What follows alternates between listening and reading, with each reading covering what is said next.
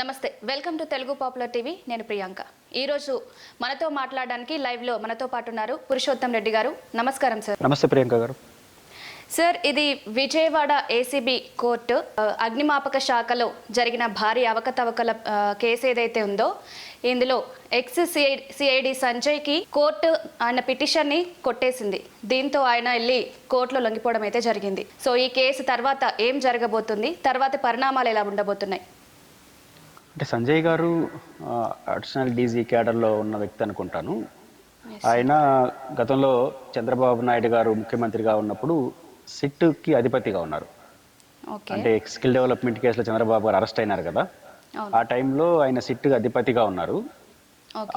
అదనపు బాధ్యతగా అగ్నిమాపక శాఖ డిజాస్టర్ మేనేజ్మెంట్ సంబంధించినటువంటి ఇన్ఛార్జి కూడా వారు ఉన్నారు.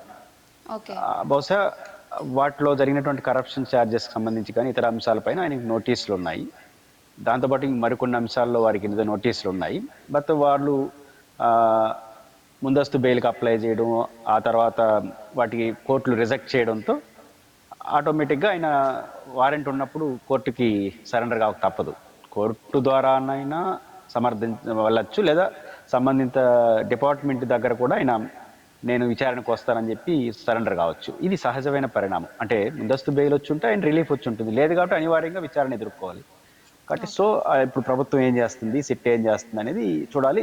ఎందుకు సిఐడి మాజీ చీఫ్ కాబట్టి ఎక్కువ ప్రాధాన్యత ఇచ్చేసింది ఈ కేసులో. అంటే మామూలుగా పోలీస్ ఆఫీసర్లు వేరు, చంద్రబాబు గారి కేసులో ఆయన విచారణకు అధిపతిగా ఉన్నారు కాబట్టి నేచురల్గా దాని యొక్క ప్రయారిటీ మారిపోతుంది. అందువల్ల దీని ప్రాధాన్యత ఉంది. ఫర్దర్గా ప్రభుత్వం సిట్టు వారి దగ్గర ఏం ఆరోపణలు ఉన్నాయి, ఏ అంశాలు అంటే ఇది ప్రాధాన్యత కలిగిన కేసుగానే ఉంటుంది.